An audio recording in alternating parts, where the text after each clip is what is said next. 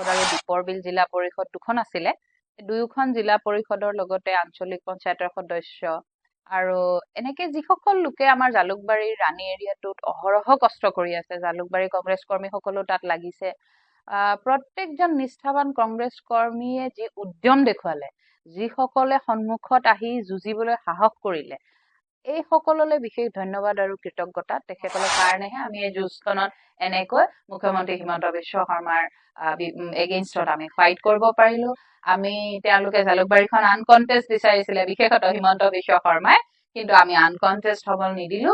আমাৰ কেণ্ডিডেট জিলা পৰিষদতো আছিলে, আঞ্চলিক পঞ্চায়তৰ সদস্যটো সকলো কোনেও মনোনয়ন প্ৰত্যাহাৰ কৰা নাই। কৰিবলৈ এজন কংগ্ৰেছ কৰ্মীলৈকৈ বিজেপিৰ কৰ্মী মানে যিসকল নেতা, পালি নেতা বা কৰ্মী আমি দেখিছো, কোনোবা সাংসদে কৈছে, কোনোবা MLA কৈছে ভৰি ভাঙি দিব লাগে, মাৰি পেলাই দিব লাগে, এনেকুৱা ধৰণৰ কথা বাৰ্তা আমি দেখিছো। গাড়ী ভঙা দেখিছো, আক্ৰমণ কৰা দেখিছো, বহুত দেখিছো। গতিকে ভয় ভাবুকি থাকিবই। ভয় ভাবুকিৰ বিপৰীতে কংগ্ৰেছ দলৰ প্ৰত্যেকজন নেতা কৰ্মীয়ে কিন্তু খুব দুৰ্দান্ত সাহসী, আৰু কংগ্ৰেছ দলৰ নেতা কৰ্মীয়ে কাকো ভয় নকৰে। গতিকে আমিও ভয় কৰিব লগা একো নাই। ভয় ভাবুকি আহিছে যদিও সেইবোৰ ইমান মাইণ্ড কৰা নাই। আৰু এতিয়া যিহেতু মুখ্যমন্ত্ৰী হিমন্ত বিশ্ব শৰ্মা ডাঙৰীয়াই দিনে ৰাতিয়ে শয়নে সপোনে গৌৰৱ গগৈ ডাঙৰীয়াৰ ছবিটো চাগে আহি থাকে, ভূত দেখা দি দেখা পোৱা হৈছে। আৰু তেওঁৰ কিছুমান কথা আমি বিশেষ গুৰুত্ব দিব লাগে বুলি এই কাৰণেই নাভাবো, কাৰণ এই বিষয়টো লৈ গৌৰৱ গগৈ দাও বৰ কনচাৰ্ণ নহয়। তেখেতে সময়লৈ বাট চাইছে। ঠিক আছে, 10 ছেপ্টেম্বৰত যদি ৰিজাল্ট দিয়ে, যদি কোৰ্টে কয়, জাজমেণ্ট আহে তেওঁৰ এগেইনষ্টত, সেইটো সময়ত দেখা যাব। কিন্তু এতিয়াই এই কথাবিলাকক লৈ তেওঁ অহৰহ যে পঞ্চায়তত কৈ থাকিলে, বা আজি 4 মাহৰ পৰা তেওঁ কৈ আছে, কথাবিলাক বেচলেছ কথা বুলি আমি এই কাৰণেই ভাবো, কাৰণ তেওঁ আকৌ হঠাতে সিদিনা কলে নহয় যে বেছি এইবিলাক কথাত লাগি থাকিব নালাগে, ব্যক্তিগত কথাত লাগি থাকিব নালাগে। আৰু মুখ্যমন্ত্ৰী হিমন্ত বিশ্ব শৰ্মা ডাঙৰীয়াই, আপুনি চাইছিলে চাগে, 21 চনত কৈছিলে মই ৰাজনীতিয়ে বাদ দিম। তেওঁ সেইটো কাম কৰিব নোৱাৰিলে, তেওঁ নকৰিলে। তাৰ ৰাহুল গান্ধী ডাঙৰীয়া আহিছিল ভাৰত জোড়ো ন্যায় যাত্ৰাত, হঠাৎ দেখিলে বডি ডাবল দেখা মানুহে একেবাৰে কৈ দিলে বোলে এই লোকসভা শেষ হওক, তেওঁক মই চুচৰাই লৈ আহিম। ক'তনো চুচৰাই আনিলে? আমিতো দেখা নাই। তেওঁৰ ওপৰত কেছ কৰিম বুলি ক'লে, ক'ত কৰিলে আমিতো দেখা নাই। ৰাহুল গান্ধী ডাঙৰীয়াক তেওঁতো অসমলৈ আনিবলৈ বাধ্য কৰিম বুলি ক'লে, নোৱাৰিলে। মাজতে আকৌ ক'লে বোলে কিবা পগলা কুকুৰ, এনেকুৱা ধৰণৰ ৰিজালে নিজকে, মই পগলা কুকুৰ, মই কামুৰি থোৱা আছে, যিসকলৰ পুত্ৰ পৰিবাৰ চিটিজেনশ্বিপ বাহিৰৰ।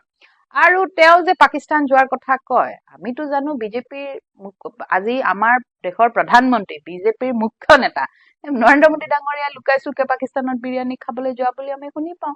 গতিকে বাইদেউ, প্ৰথমতে পঞ্চায়তত যিটো জালুকবাৰী বিধানসভাত আপুনি এটা ভাল ৰিজাল্ট কৰা বুলি আমি ক'ব লাগিব, কাৰণ হিমন্ত বিশ্ব শৰ্মাৰ সমষ্টি বুলি কয়, আৰু সেই সমষ্টিত আপুনি বহুখিনি যুদ্ধ কৰিছে আমি দেখিবলৈ পাইছো। আৰু এইবাৰ পঞ্চায়তত কিন্তু আপুনি আপোনাৰ যিসকল কৰ্মী আছে, কৰ্মীক যথেষ্টখিনি উৎসাহ দিছে, আৰু তাৰ ফলত আজি বিশেষ কোনো লিডাৰ যোৱাও নাই আমি দেখিবলৈ পাইছিলো। গতিকে আপুনি গোটেই নেতৃত্ব লৈছিল আৰু ৰিজাল্ট ভাল হৈছে। অসমবাসী ৰাইজসকলক কওক আপুনি। প্ৰথম কথা, তোমালৈকো ধন্যবাদ আৰু সকলোলৈকে ধন্যবাদ। যিসকল নিষ্ঠাৱান কংগ্ৰেছ কৰ্মী বৰ্তমান কংগ্ৰেছ দলত থাকি কংগ্ৰেছৰ হকে নিৰবিচ্ছিন্নভাৱে সেৱা কৰি আছে, লগতে আমাৰ জালুকবাৰী অঞ্চলৰ ৰাণী চাপৰি জিলা পৰিষদ আৰু দীপৰ বিল জিলা পৰিষদ দুখন আছিলে। দুয়োখন জিলা পৰিষদৰ লগতে আঞ্চলিক পঞ্চায়তৰ সদস্য আৰু এনেকে যিসকল লোকে আমাৰ জালুকবাৰীৰ ৰাণী এৰিয়াটোত অহৰহ কষ্ট কৰি আছে, জালুকবাৰী কংগ্ৰেছ কৰ্মীসকলো তাত লাগিছে।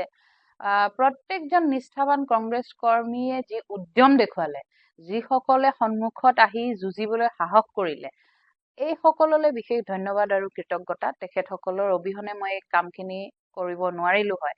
আৰু আটাইতকৈ ডাঙৰ কথা হয়, তুমি কৈছা যদিও আমাৰ ডাঙৰ লিডাৰ অহা নাই, কিন্তু তেখেতসকলে মোৰ লগত সঘন যোগাযোগ ৰাখিছে। তেখেতসকলে আমাৰ জালুকবাৰী অঞ্চলত কেনেকে কি কৰিব লাগিব কথা পাতিছে। আৰু আমাৰ লিডাৰসকল আচলতে বিভিন্ন এৰিয়াত, বিভিন্ন জিলাত, আপাৰ আছাম, লোৱাৰ আছাম, মিডল আছাম সকলোতে ব্যস্ত হৈ পৰিছিলে। আৰু সেইকাৰণে সময়ৰ কিছু তাৰতম্যৰ কাৰণেহে আচলতে তেওঁলোক আহিব পৰা নাছিলে। হ'লেও যিসকলে পাৰিছে আহিছে, ডেফিনেটলি তেওঁলোকেও আহিছে। আৰু আমাৰ নেতৃত্বৰ যি মোৰ প্ৰতি যি বিশ্বাস, বা তেওঁলোকে যি ধৰণে মোক দিহা পৰামৰ্শ দি আগুৱাই যোৱাত সহায় কৰিলে, তেখেতসকলৰ কাৰণে, জালুকবাৰীৰ ৰাইজৰ কাৰণে, আমাৰ নিষ্ঠাৱান কংগ্ৰেছ কৰ্মীসকলৰ কাৰণেহে আমি এই যুঁজখনত এনেকৈ মুখ্যমন্ত্ৰী হিমন্ত বিশ্ব শৰ্মাৰ এগেইনষ্টত আমি ফাইট কৰিব পাৰিলো। তেওঁলোকে জালুকবাৰীখন আনকনটেষ্ট বিচাৰিছিলে, বিশেষতঃ হিমন্ত বিশ্ব শৰ্মাই, কিন্তু আমি আনকনটেষ্ট হবলৈ নিদিলো আমাৰ কেণ্ডিডেট জিলা পৰিষদতো আছিলে আঞ্চলিক পঞ্চায়তৰ সদস্যটো কোনেও সকলো মনোনয়ন প্ৰত্যাহাৰ নকৰিলে কোনেও মনোনয়ন প্ৰত্যাহাৰ কৰা নাই কৰিবলৈ কোনো মানে আমাৰ কেণ্ডিডেট সকল ইমান সাহসী আছিলে ইমান তেওঁলোক দুৰ্দান্ত আৰু তেওঁলোক তাৰ মানে এগ্ৰেছিভ কংগ্ৰেছ পলিটিক্সটো তেওঁলোকে ভাল পায় তেওঁলোকে এগ্ৰেছিভলি মুখ্যমন্ত্ৰী হিমন্ত বিশ্ব শৰ্মাৰ যি ভ্ৰষ্টাচাৰ বিজেপি চৰকাৰৰ যি ভ্ৰষ্টাচাৰ দুৰ্নীতি তাৰ বিপৰীতে তেওঁলোকক যি ধৰণে স্বজন তোষণ কৰিবলৈ চেষ্টা কৰিলে টকাৰে কিনিবলৈ চেষ্টা কৰিলে ভয় ভাবুকিৰে কিনিবলৈ চেষ্টা কৰিলে কিন্তু সেইবিলাকক তেওঁলোকে উফৰাই সেইবিলাক মকিমূৰ কৰি আমাৰ কংগ্ৰেছ দলটোক আৰু অকণমান তেওঁলোকে আগুৱাই দিলে গতি দিলে তাৰ কাৰণে মই তেওঁলোকৰ ওচৰত 13% বিশেষভাৱে কৃতজ্ঞ ভোটিং শ্বেয়াৰ বৃদ্ধি হৈছে বহুত আহ, ডাঙৰ কথা কিন্তু ভোটিং পাৰ্চেন্টেজ বৃদ্ধি হৈছে কিন্তু এয়া আমাৰ জাষ্ট মানে এটা প্ৰথম খোজ মাত্ৰ আমাৰ জালুকবাৰীৰ ৰাইজে আমাৰ অঞ্চলৰ ৰাইজে বা ৰাণীৰ বা দীপৰ বিলৰ যিসকল ৰাইজে আমাৰ প্ৰতি আন্তৰিকতা দেখুৱালে কৃতজ্ঞতা দেখুৱালে তেওঁলোকৰ যি অগাধ বিশ্বাস আমাৰ প্ৰতি সেই বিশ্বাসক আমি আগুৱাই লৈ যাবলৈ আৰু বহুত কৰিবলগীয়া আছে গতিকে মই ভাবো এয়া মাত্ৰ আমাৰ এটা প্ৰথম খোজ ইয়াৰ পিছত আমাৰ এক দীঘলীয়া যাত্ৰা আছে আৰু আমি দীঘলীয়া যাত্ৰাটোত কেনেকৈ তেওঁলোকৰ সেই বিশ্বাসৰ বিপৰীতে আমি কাম কৰিব পাৰো আমাৰ কংগ্ৰেছ দলটোক গতি দিব পাৰো ৰাইজৰ প্ৰতি আমি কেনেকৈ নিষ্ঠাবান হৈ থাকিব পাৰো তাৰ কাৰণে আমি সদায় কাম কৰি যাব লাগিব আৰু মই কাৰণে দীঘলীয়া যাত্ৰা এটাৰ কাৰণে নিজৰ প্ৰস্তুতি আৰম্ভ কৰিছো যিহেতু এইবাৰ পঞ্চায়তত আপুনি জালুকবাৰীৰ অঞ্চলতে চুকে কোণে সকলোতে আপুনি ঘূৰিছে হয়। সকলো মানুহৰ লগত কথা বতৰা পাতিছে আপুনিও কিবা ভাবুকি পাইছিল নেকি কাৰণ মুখ্যমন্ত্ৰীৰ সমষ্টি যিহেতু তাত আৰু আপুনি দায়িত্ব লৈছে আমি বহুদিনৰ পৰা দেখিবলৈ পাইছো জালুকবাৰী সমষ্টিত কংগ্ৰেছৰ বহু বিশেষ কোনো নেতাই ইমানখিনি কাম কৰিবলৈ চেষ্টাও কৰা নাই বা সাহসো কৰা নাই কিন্তু আপুনি কৰিছে আচলতে তোমাক কওঁ আচলতে কাম কৰিবলৈ সকলোৱে বিচাৰে স্কোপ এটা বিচাৰে তেওঁলোকে কাম কৰিবলৈ যথেষ্ট বিচাৰে আৰু মোৰ অহৰহ মোৰ এই যি পঞ্চায়ত নিৰ্বাচন মোৰ ধৰা জালুকবাৰীৰ যাত্ৰাটো তুমি যদি দেখিছা মোৰ লগত একেবাৰে মোৰ ছাঁটোৰ দৰে লাগি থকা মোৰ বন্ধু দেৱজিৎ ডেকা ডাঙৰীয়াই মোক যথেষ্ট সহায় কৰিছে তেখেতৰ পৰামৰ্শ দিহা পৰামৰ্শৰ লগতে জালুকবাৰীৰ ৰাইজে যেনেকে সহায় সহযোগ কৰিছে মই ভাবিছো জালুকবাৰীত কিয় কংগ্ৰেছ নাই জালুকবাৰীত কংগ্ৰেছ আছে আচলতে আমি হয়তো ভালকে চাবলৈ ইচ্ছা কৰা নাছিলো বা দেখা নাছিলো বা প্ৰচাৰ মাধ্যমটো যেনেকে কিনি পেলোৱা হ'ল তেনেকে আমি কমকে দেখা পাইছিলো কিন্তু এতিয়া ডেফিনেটলি আমি কাম কৰিছো আমাৰ নিজৰ ফালৰ পৰা আমি যিমান পাৰো চেষ্টা কৰিছো আৰু মোলে ভয় ভাবুকি বা এনেকুৱা কথা নাই প্ৰত্যেকজন কংগ্ৰেছ কৰ্মীলৈকে আজি অসমৰ চুকে কোণে প্ৰত্যেকজন কংগ্ৰেছ কৰ্মীলৈকে বিজেপিৰ কৰ্মী মানে যিসকল নেতা পালি নেতা বা কৰ্মী আমি দেখিছো কোনোবা সাংসদে কৈছে কোনোবা এমএলএ কৈছে ভৰি ভাঙি দিব লাগে মাৰি পেলাই দিব লাগে এনেকুৱা ধৰণৰ কথা বাৰ্তা আমি দেখিছো গাড়ী ভঙা দেখিছো আক্ৰমণ কৰা দেখিছো বহুত দেখিছো গতিকে ভয় ভাবুকি থাকিবই ভয় ভাবুকিৰ বিপৰীতে কংগ্ৰেছ দলৰ প্ৰত্যেকজন নেতা কৰ্মীয়ে কিন্তু খুব দুৰ্দান্ত সাহসী আৰু কংগ্ৰেছ দলৰ নেতা কৰ্মীয়ে কাকো ভয় নকৰে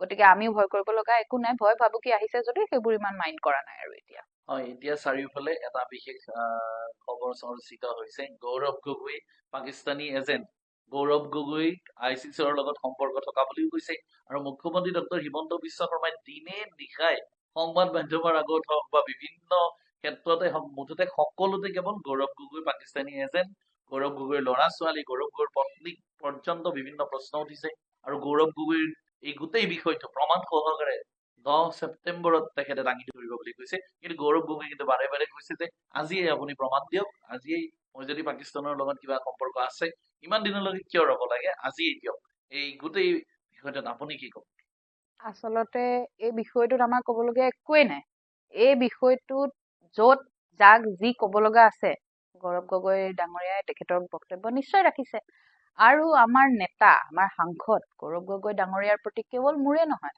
সমগ্ৰ অসমবাসীৰ আস্থা আছে বিশ্বাস আছে কংগ্ৰেছ দলৰ হাইকমাণ্ডৰ তেওঁৰ প্ৰতি বিশ্বাস আছে আস্থা আছে তেওঁৰ ওপৰত আমি গভীৰভাৱে বিশ্বাস কৰো তেখেতে তেনেকুৱা ধৰণৰ কোনো কামত লিপ্ত হোৱা নাই কিন্তু মই এটা কথা কওঁ যিহেতু মুখ্যমন্ত্ৰী হিমন্ত বিশ্ব শৰ্মা ডাঙৰীয়াই দিনে ৰাতিয়ে শয়নে সপোনে গৌৰৱ গগৈ ডাঙৰীয়াৰ ছবিটো চাগে আহি থাকে ভূত দেখা পোৱা হৈছে আৰু তেওঁৰ কথা কিছুমান কথা আমি বিশেষ গুৰুত্ব দিব লাগে বুলি এই কাৰণেই নাভাবো কাৰণ এই বিষয়টো লৈ গৌৰৱ গগৈ দাও বৰ কনচাৰ্ণ নহয় তেখেতে সময়লৈ বাট চাইছে ঠিক আছে 10 ছেপ্টেম্বৰত যদি ৰিজাল্ট দিয়ে যদি কোৰ্টে কয় জাজমেন্ট আহে তেওঁৰ এগেইনষ্টত সেইটো সময়ত দেখা যাব কিন্তু এতিয়াই এই কথাবিলাকক লৈ তেওঁ অহৰহ যে পঞ্চায়তত কৈ থাকিলে বা আজি 4 মাহৰ পৰা তেওঁ কৈ আছে কথাবিলাক বেছলেছ কথা বুলি আমি এই কাৰণেই ভাবো কাৰণ তেওঁ আকৌ হঠাতে সিদিনা ক'লে নহয় যে বেছি এইবিলাক কথাত লাগি থাকিব নালাগে, ব্যক্তিগত কথাত লাগি থাকিব নালাগে। আৰু মুখ্যমন্ত্ৰী হিমন্ত বিশ্ব শৰ্মা ডাঙৰীয়াই আপুনি চাইছিলে চাগে 21 চনত কৈছিলে মই ৰাজনীতিয়ে বাদ দিম, তেওঁ সেইটো কাম কৰিব নোৱাৰিলে, তেওঁ নকৰিলে। তাৰপিছত তেওঁ আহি পেলাই এতিয়াও কৈছে তেওঁ। এতিয়াও আজি এদিন আগত তেওঁ কিবা ক'লে নেকি এনেকুৱা কথা যে মই ৰাজনীতি জীৱন বাদ দিম, ঘৰলৈ নাযাওঁ। এইবোৰ কি আকৌ ঘৰলৈ নাযাওঁ, ভাত নাখাওঁ, এনেকুৱা সৰু ল'ৰা ছোৱালীৰ নিচিনা ধেমালি কৰি থকা বয়স নহয় এইটো। তেওঁ মুখ্যমন্ত্ৰী, অসমৰ এটা আটাইতকৈ ডাঙৰ সন্মানীয় পদত তেখেত অধিষ্ঠিত, তেখেত আমাৰ অভিভাৱক। আমি অভিভাৱকৰ মুখৰ পৰা এনেকে ঘৰলৈ নাযাওঁ, ভাত নাখাওঁ, আমুক কৰিম তামুক কৰিম, এই কথাবোৰ শুনিব নিবিচাৰো। আৰু তেওঁক আপোনালোকে গম পায়, সংবাদ মাধ্যমৰ লগত আপোনালোক বহুত দীৰ্ঘদিনীয়া আপোনালোকৰ সম্পৰ্ক আছে, আপোনালোকে গম পায় তেখেতলোকে কি কথা কৈ থাকে। মুখ্যমন্ত্ৰীৰ মাজতে আমাৰ নেতা যেতিয়া ৰাহুল গান্ধী ডাঙৰীয়া আহিছিল ভাৰত জোড়ো ন্যায় যাত্ৰাত, হঠাৎ দেখিলে বডি ডাবল দেখা মানুহে একেবাৰে কৈ দিলে বোলে এই লোকসভা শেষ হওক তেওঁক মই চুচৰাই লৈ আহিম। ক'তনো চুচৰাই আনিলে, আমিতো দেখা নাই। তেওঁৰ ওপৰত কেছ কৰিম বুলি ক'লে, ক'ত কৰিলে আমিতো দেখা নাই। ৰাহুল গান্ধী ডাঙৰীয়াক তেওঁতো অসমলৈ আনিবলৈ বাধ্য কৰিম বুলি ক'লে, নোৱাৰিলে। মাজতে আকৌ ক'লে বোলে কিবা পগলা কুকুৰ, এনেকুৱা ধৰণৰ ৰিজালে নিজকে, মই পগলা কুকুৰ, মই কামুৰিত, এনেকুৱা কথা। এই কথাবিলাকৰ আচলতে বেচলেছ কথা। আৰু মই আপোনাক গৌৰৱ গগৈদাৰ ভাষাৰে কওঁ, তেখেতে যিবোৰ কথা কৈ আছে একেবাৰে ৰিডিকুলাছ আৰু ননচেন্স কথা। এইবোৰ কথাৰ কোনো বেছ নাই। যদি বেছ আছে 10 ছেপ্টেম্বৰ সময়লৈকে তেখেতেও বাট চাওক, আমিও বাট চাম। আৰু নহলে যদি মাজে মাজে তেওঁ এনেকে উকুৱাই থাকে, তেওঁ যদি এনেকে কৈ থাকে, তেতিয়াহ'লে গৌৰৱ গগৈদাৰ ভাষাতে কম, আজিয়ে উত্তৰ দিয়ক, আজিয়ে প্ৰমাণ দিয়ক, আজিয়ে তথ্য পাতি দিয়ক। আৰু আপুনি গম পায় যে গৌৰৱ গগৈদাৰ লগত যিটো বিষয়ত তেওঁ তৰ্ক লাগি আছে, তেওঁলোকৰ বিজেপিৰ বহুত নেতা এনেকুৱা আছে যিসকলৰ পুত্ৰ পৰিবাৰ চিটিজেনশ্বিপ বাহিৰৰ। আৰু তেওঁ যে পাকিস্তান যোৱাৰ কথা কয়, আমিতো জানো বিজেপিৰ আজি আমাৰ দেশৰ প্ৰধানমন্ত্ৰী, বিজেপিৰ মুখ্য নেতা নৰেন্দ্ৰ মোদী ডাঙৰীয়া লুকাই চুৰকে পাকিস্তানত বিৰিয়ানী খাবলৈ যোৱা বুলি আমি শুনি পাওঁ। গতিকে তেওঁলোকে কি কথা কয়, কি বাৰ্তা কয়, এইবিলাকৰ লগত আমি একেবাৰে ৰিলেটেড নহয়। আৰু এই বিষয়টো গম্ভীৰ বিষয় এটা, এনেকে কথা পতা কথা নহয়। আৰু যিবিলাক এক্ট আছে, ফৰেইন পলিচি হওক, এইবিলাকৰ মতে এই যে তেওঁ পাকিস্তানলৈ গ'ল, তেওঁতো আৰু কাটাতাৰ পাৰ হৈ যোৱা নাই, চুৰি কৰিতো যোৱা নাই। গতিকে যিবোৰ তথ্য পাতি আছে সেইবোৰ তথ্য পাতি তেওঁলোকে ল'ব লাগে, সংগ্ৰহ কৰিব লাগে। কিন্তু তাকে নকৰি অযথা সময় নষ্ট কৰি তেওঁৰ পাৰ্চনেল ব্যক্তিগত কিছুমান কথা বাহিৰলৈ আনা, এইবোৰ একচুৱেলি এইবোৰৰ বিপৰীতে, এই আমাৰ যিখন এক্ট আছে সেই এক্টখনৰ বিপৰীতে তেওঁলোকে কিছুমান কাম কৰি আছে। এইবোৰ কৰিব নাপায়। আজি তেখেত মুখ্যমন্ত্ৰী হৈ আছে, কাইলৈ তেখেত নাথাকিবও পাৰে, পৰহিলে আন কোনোবা আহিব পাৰে। গণতন্ত্ৰ, ডেমক্ৰেচিৰ এইটোৱে বিউটি। সলনি হৈ থাকিব, চৰকাৰ সলনি হ'ব, মানুহ সলনি হ'ব, জনপ্ৰতিনিধি সলনি হ'ব, ৰাইজৰ কাম কৰিব লাগে। তাকে নকৰি অযথা তৰ্ক বিতৰ্ক এইবিলাক কৰি থাকি বিভিন্ন তুলুঙা কথাৰে যদি মানুহক এনেকে তেওঁ দিগ্ভ্ৰান্ত কৰিবলৈ চেষ্টা কৰে, আপোনাক মই কৈছো সময়ত একদম খুব সমাগত তেখেতৰ বিদায় আসন্ন, তেখেতে বিদায় ল'ব লাগিব তাৰ মানে। গতিকে তেখেতে নিজৰ মানসিকভাৱে তেখেতে শক্তিশালী হৈ, তেখেতৰ স্বাস্থ্য পাতি উন্নত কৰি, তেখেতৰ আমি গৌৰৱ গগৈদাই কৈছে আমি তেখেতৰ ভাল বিচাৰো। আমিও ভাল বিচাৰো, আমাৰ মুখ্যমন্ত্ৰী হিচাপে তেখেতৰ আমি খুব ভাল বিচাৰো। তেখেতে ৰাইজৰ কাম কৰি যাওক, ৰাইজৰ প্ৰতি অহৰ্নিশে ৰাতিয়ে দিনে তেওঁ যুঁজি যাওক আৰু ভাল কাম কৰি যাওক, সেইখিনিয়ে লাগে। বাকীখিনি যিখিনি হ'ব লগা আছে হ'ব, সময়ত ৰাইজে দেখা পাব। 2026ত কংগ্ৰেছৰ ভাল দিন আহিবনে? কাৰণ এতিয়াতো সকলোৱে কৈছে পঞ্চায়ত নিৰ্বাচনৰ পাছত যে কংগ্ৰেছৰ অৱস্থা একেবাৰে বেয়া। আৰু কংগ্ৰেছ সমষ্টিত কংগ্ৰেছে জয়ী কৰাব নোৱাৰিলে কোনো পঞ্চায়তৰ কোনো বিশেষ ৱাৰ্ড মেম্বাৰেই হওক বা জেপিচি হওক, বহু কেইগৰাকী নেতাৰ সমষ্টিত জয়ী হোৱা নাই। আৰু বিজেপিয়ে কৈছিল যে কেৱল মিয়াৰ ভোটখিনিহে পাইছে কংগ্ৰেছে। আৰু আৰু আৰু এটা কথাও কৈছে যে সংখ্যালঘু মুছলমানে কিন্তু এইবাৰ আমাকো বহুত ভোট দিছে, আঁকোৱালি লৈছে। হিমন্ত বিশ্ব শৰ্মাই এই কথাটো কৈছে যে কংগ্ৰেছক এতিয়া লাহে লাহে সংখ্যালঘুৱেও বিদায় দিছে বুলি কৈছে। আপুনি এই বিষয়ে চাওক, মই এটা কথা কওঁ, কংগ্ৰেছ মানে কেৱল সংখ্যালঘু, এই ধৰণৰ কথাবিলাক কৈ পেলাই তেওঁলোকে মানুহৰ মাজত এটা মানে এক যিটো যিটো গতিশীলতা, যিটো বাতাবৰণ, সেইটো অসুস্থ কৰি পেলাইছে ৰাইজৰ মাজত। আজি মই আপোনাক জালুকবাৰীৰ কথাই কওঁ, আপুনি যদি ভোটিং পাৰ্চেণ্টেজ হওক, ভোটিং পেটাৰ্ণ হওক, আপুনি যদি সকলোবিলাক চাবলৈ যায়, আপুনি দেখিব আমি বহুত হিন্দু ভোট পাইছো, কিন্তু আমি মাইনৰিটিৰ ভোট নাই পোৱা। কেলে? তেওঁলোকে সেই এৰিয়াখিনিত, মই আপোনাক কৈয়ে দিছো, পাচনীয়া পাৰা, মিৰ্জাপুৰ, হাটখোৱা পাৰা, এনেকুৱা যিবিলাক জেগা আছে, লোৱাৰ মিৰ্জাপুৰ, সেই মানুহখিনিক উচ্ছেদ কৰিম বুলি ভয় ভাবুকি দেখুৱালে প্ৰথম কথা। তাৰপিছত আমি বেলটত যেতিয়া বেলটবিলাক ওলালে, মই ভিতৰলৈ যোৱা নাছিলো যদিও কাউণ্টিঙৰ দিনা মই গম পাওঁ পিছফালে মানুহবোৰৰ নামবোৰ লিখি লিখি লৈছে। তাৰমানে হয়তো তেওঁলোকে নামবোৰ লিখিছে প্ৰমাণ সহকাৰে যে ভিডিঅ' ফটো দিব লাগিব, তাৰপিছত পইচা পাতি দি তেওঁলোকে মানে তেওঁলোকক দিব আৰু এনেকুৱা ধৰণৰ ভয় ভাবুকি আহিছে চাগে। গতিকে আপোনাক মই কওঁ আমাৰ পঞ্চায়তৰ ৰিজাল্ট বেয়া নহয়, ৰিজাল্ট ভাল।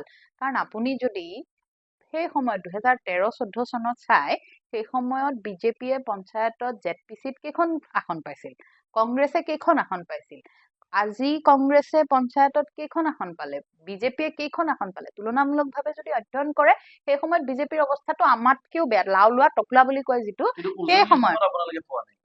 সেই সময়ত মই আপোনাক কৈছো, সেই সময়ত তেওঁলোকৰ অৱস্থাটো আমাতকেও বহুত বেছি বেয়া। আমি এতিয়া 72খন ZPC জিকিছো, তাৰ পিছত 14 চনত কিন্তু বিজেপি আহিছে। গতিকে আকৌ যে সময়টো নুঘূৰিব, আপোনাক মই সেইটো কথা নকওঁ। কাৰণ সময়টো বৰ ডাঙৰ বস্তু, সময়তকে ডাঙৰ অস্ত্ৰ পৃথিৱীত একোৱে নাই, ধৈৰ্যতকে ডাঙৰ অস্ত্ৰ একো নাই। বেয়া সময়ত মানে সহ্য আৰু ভাল সময়ত ধৈৰ্য, দুটা বস্তুৱে লাগিব। আৰু অহা 26ৰ নিৰ্বাচনত আমাৰ নেতৃত্ব সকলো একেলগ হৈ প্ৰত্যেকজন কংগ্ৰেছ নিষ্ঠাবান কংগ্ৰেছ কৰ্মীয়ে একেবাৰে নিজৰ সৰ্বস্ব দি বিজেপিৰ যি দুৰ্নীতি ভ্ৰষ্টাচাৰ এইবোৰৰ বিষয়ে ৰাইজক অৱগত কৰিব। আৰু আমি ভাবো এটা সঠিক আৰু ভালৰ ফালে সঠিক গণতন্ত্ৰৰ ফালে আমি আগবাঢ়িব পাৰিম। কিন্তু তাৰ মাজতে কওঁ, আপোনালোকৰ দৰে সংবাদ মাধ্যমৰ লোকসকল, বুদ্ধিজীৱীসকল অসমৰ বা বিভিন্ন ৰাইজে যেনেকে য'ত আছে তেওঁলোকে আমাক গঠনাত্মকমূলকভাৱে সমালোচনা কৰিব লাগিব। তেখেতলোকে আমাৰ বেয়াবিলাক দেখুৱাই দিব লাগিব। আমি তেখেতলোকৰ কথাবিলাক, আমাৰ দলৰ কাৰণে কি কি কথাৰ প্ৰয়োজন আছেনে নাই ৰাইজৰ মাজলৈ গৈ বুজিব লাগিব। ৰাইজে কোনবোৰ কথাত বেয়া পাইছে সেই কথাবোৰত আমি মন দিব লাগিব। আমাৰ যিবোৰ ভুল হৈ গ'ল, আমাৰ যিবোৰ ভুল হৈছে, বা আমি যদি কোনোবাখিনিত আমাৰ ৰাইজৰ মাজলৈ যোৱাত আমি ক'ৰবাত ভুল কৰিছো, সেইখিনি আমি মানি লৈ আমি কেনেকে আগবাঢ়ি যাব পাৰো সেইটোৰ প্ৰতি দায়বদ্ধ হ'ব লাগিব, ৰাইজৰ প্ৰতি দায়বদ্ধ হ'ব লাগিব। আৰু আপোনালোকে আমাক কিন্তু সহায় সহযোগ কৰিব লাগিব। এখন সুস্থ গণতন্ত্ৰক যদি কংগ্ৰেছে জীয়াই ৰাখিব বিচাৰে, যদি ৰাইজে জীয়াই ৰাখিব বিচাৰে, আৰু যদি কংগ্ৰেছ দলটো সঁচাকৈ ক্ষমতালৈ আহিব বিচাৰে, এইখিনি লাগিবই। কাৰণ কংগ্ৰেছ হৈছে ৰাইজৰ দল, কংগ্ৰেছ হৈছে এটা গণতান্ত্ৰিক দল। আৰু আপুনি দেখিছে আজি অত বছৰ যুগৰ পৰা ধৰি কংগ্ৰেছে কেনেকে শাসন কৰিছে, ৰাইজৰ মাজত কাম কৰিছে, এইবিলাক সকলোৱে দেখিছে। গতিকে গঠনাত্মকমূলক সমালোচনাৰ প্ৰয়োজন আছে। আমিও আমাৰ ভুলবিলাক শুদ্ধ কৰাৰ দৰকাৰ আছে। আমাৰ নেতৃত্ব সকলোকে একেলগ কৰি পেলাই লৈ কাম কৰি যাব লাগিব, আগবাঢ়ি যাব লাগিব। 26ত আমি ভাল ৰিজাল্ট এটা আশা কৰো। Stay informed, stay ahead. News NE 365.